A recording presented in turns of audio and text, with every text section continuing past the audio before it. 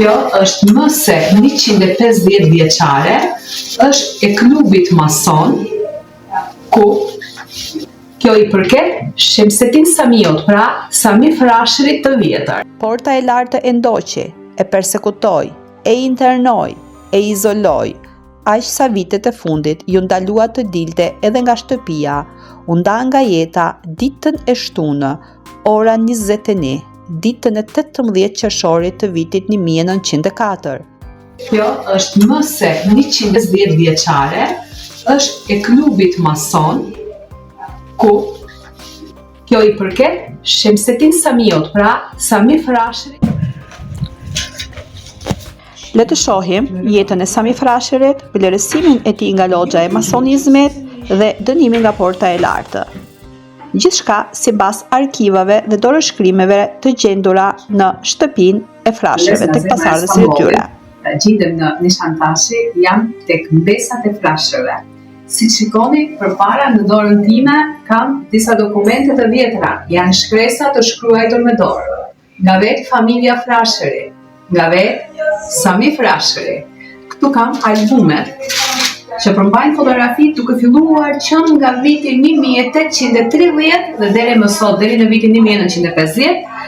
Pasi të regjistroj të gjitha, pasi të marr gjithçka, do të bëj një program të veçantë special për arkivat që gjenden tek shtëpia e familjes Frashëri. Ja të shikojmë bashkë.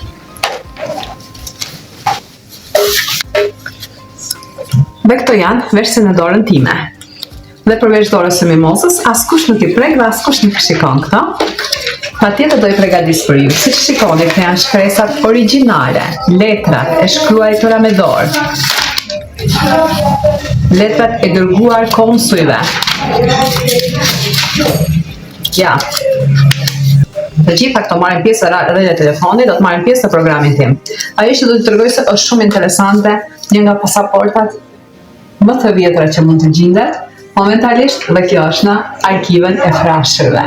Ja shikoni, kjo është djali Samiut, Sami i ri, dhe patjetër kjo është më se 110 vjeçare, është e klubit mason, ku kjo i përket Shemsetin Samiut, pra Sami Frashërit. Ndryshe nga programet e shumta mediatike, sot dua të shfaq të paditurat. Fotografit e motrave, të vajzave të tyre, shtëpi të ku ato banuan në Stamboll, ku u martuan, ku lindën fëmijët e tyre dhe ku ndëruan jetë. Gjithçka sipas shënimeve.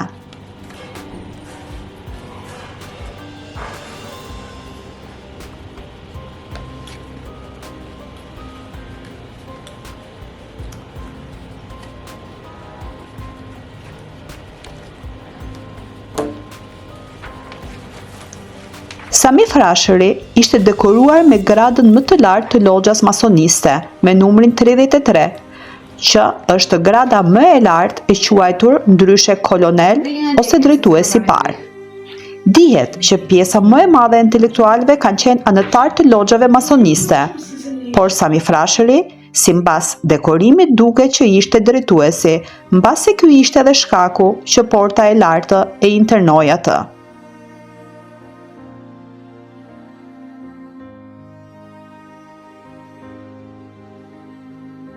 Tema familjare e krijuar nga i biri i Samiut, pra nga Ali Samiu i riu. Le ta shikojmë. Siç e dimë, nëna e tij rrinte nga familja Timareshe, pasardhësit e Ilyasbeut. Fëmijët e Ilyasbeut ishin Sefer Shah, Ali, Mehmed, Emrullah, Hussein, Islam, Abdul Kerim, Salih, Abdi, Hussein, Islam. Islami ishte martuar me Zymbyllin të bijen e Mehmet Pashës. Nga kjo martesë lindën Rustemi, Hyseini dhe Emineja, që lindi në vitin 1814 dhe ndroi jetë në vitin 1861. Kjo ishte nëna e vëllezërve Frashëri.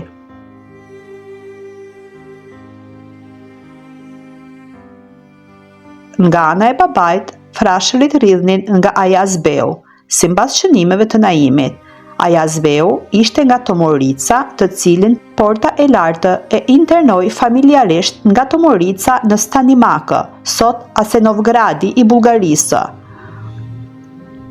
Kur u bë veziri i madh i perandorisë osmane, Mehmet Pashi Kypriliu, nga roshniku i Beratit, i cili qeverisi në hapësirën e viteve 1656-1661, familja e Ajazbeut u lejua të kthehej në Shqipëri, duke u dhënë si timar Frashëri në Dangëlli dhe disa fshatëra në Myzeqe. Dhe fëmijët e Ajazit zgjodhen si vendbanim Frashërin e Përmetit. Ajazbeu kishte një djalë që quhej Beqir, ku nga Beqiri lindën Mutarishe, e cila la pasardhës dy fëmijët Nazifen dhe Alina, Mahmudi që la pasardhës Abidinin, Jakubi që la pasardhës Bajramin. Fëmija tjetër ishte Kajmaku, që nuk ka të dhëna për pasardhës e tyre. Fejzullaj martohet me Dukon dhe nga kjo martesë lindin Durmushi, që la pasardhës Shakirin, që ky nuk la pasardhës, dhe Kaplanin, që len pasardhës Eshrefin, Kerimen, Adilen dhe Karamanin, dhe fëmija tjetër i Fëzullaut dhe Dukus ishte Halidi, dhe Halidi ishte babaj i vëllezërve Frashëri. Emine dhe Halit Frashëri patën 8 fëmijë, 6 dje me 2 vajza, dhe të gjithë lindën në Frashër. Djali i parë lindi më 29 gusht 1839 dhe i vun emrin e gjyshit, Abdullah Hysni, por në fshat u thirr shkurtimisht Abdyl. Kurse në familje akoma më shkurtimisht Dule. U nda nga jeta më 23 tetor të vitit 1892 në Stamboll. 2 vjet më vonë, në vitin 1841, lindi fëmija i dytë, një vajzë të cilën e quajtën Nefise. Më 13 dhjetor 1843, lindi Sherifi, i cili u nda nga jeta më 8 maj të vitit 1874 në Janinë. Më 25 maj 1846, Emineja lindi dy binjakë, njëri nga të cilët vdiq në shpërngëni, ndërsa tjetri, që ishte gjithashtu i dobët, i vunë një emër Ogurmira, e quajtën Naim, që në arabisht do të thotë i fuqishëm, i cili u nda nga jeta më 20 tetor të vitit 1900 në Stamboll. Fëmija i pestë lindi në vitin 1848, ishte vajzë dhe i vunë emrin Shahnisa, e cila jetoi vetëm 23 vjet, u nda nga jeta në vitin 1871. Samiu ishte fëmija i 6, lindi më 1 qershor të vitit 1850 dhe u nda nga jeta në Stamboll më 18 qershor të vitit 1904.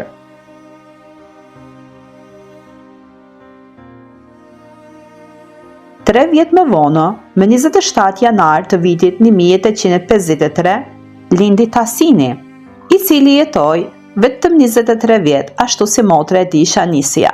Tasini u nda nga jeta më 23 prill të vitit 1876 në Janinë.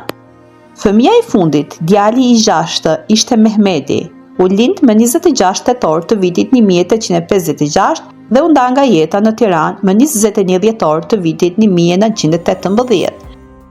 Samiu ishte fëmija i 6, lindi më 1 qershor të vitit 1850 dhe u nda nga jeta në Stamboll më 18 qershor të vitit 1904. Studiues të veçantë e kanë quajtur Samiun një përmendore pune, një njeri, një akademi. Samiu në Stamboll u njoh dhe u martua me Emine Velien, vajzën e kazasker Sadettin Efendiut, një familje që ishte nga paria e Stambollit. U martua kur ishte 34 vjeç, më 4 maj të vitit 1884. Samiu me Emine në bashkëjetoi 10 vjet dhe pati 5 fëmijë. Me Vhiben, e cila jetoi veç se 40 ditë, Sulejman Sadiun, Sadie Fatman, Ali Samiun dhe Safete Samien.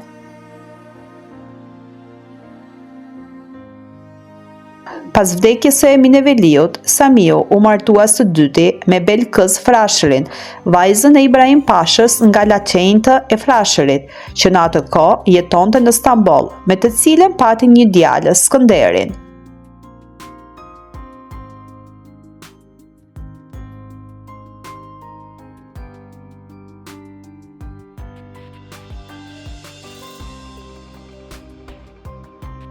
Samia, vajza e madhe, u martua me Rashid Mansur Ererin, i cili për një periudhë ishte ministër i financave të Turqisë.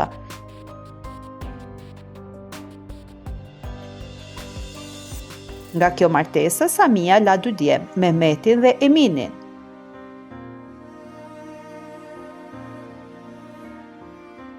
Sulejman Sadiu u nda nga jeta e ri dhe nuk u martua e nuk la pasardhës. Sadia u martua me Subin e Shetin.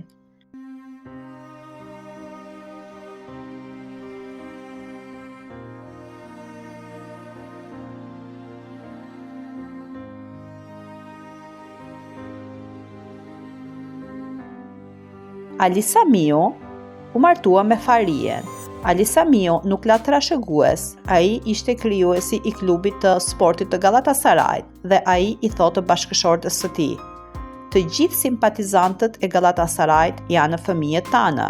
Samiu, nga martesa e tij e dytë me Belkizin, lindi një djalë që quhej Skënderi, dhe Skënderi u martua me një vajzë që e kishte emrin Sabiha.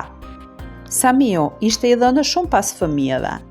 Në çështjen e edukimit të tyre, ai nuk ndalej përpara asnjë sakrifice, kështu shkruaj studiuesi turk. Deri në vitin 1899, në shtëpinë tonë kishte gjithmonë mysafirë, shkruan Samiu në shënimet e tij. Midis tyre kishte priftërinj, hoxhallar, shehler, dervishë, orientalistë, të huaj, të rinj e të vjetër.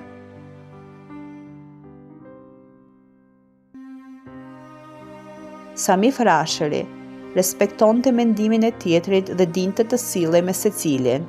Me fëmijët sillej si fëmija. Kështu shkruan i biri i tij, Ali Samiu. Gjithashtu, djali i Sami Frashërit, Ali Samiu i riu, shkruan që Samiu ka patur letërkëmbime shumë të gjera, të dendura. Këto letërkëmbime ai i zhvillonte në 7 gjuhë që zotëronte, në gjuhën osmanlie, në italisht, në gjermanisht, arabisht, persisht, greqisht dhe shqip. Ai dërgonte 10, 15 dhe deri në 20 letra në ditë, kështu thekson vajza e madhe e Samiut, Sania, e cila ka qëndruar gjithmonë pranë tij. Samiu jetoi thjeshtë, herë si pasha, por shpesh herë në varfëri dhe kurrë nuk ju nda në borxhet.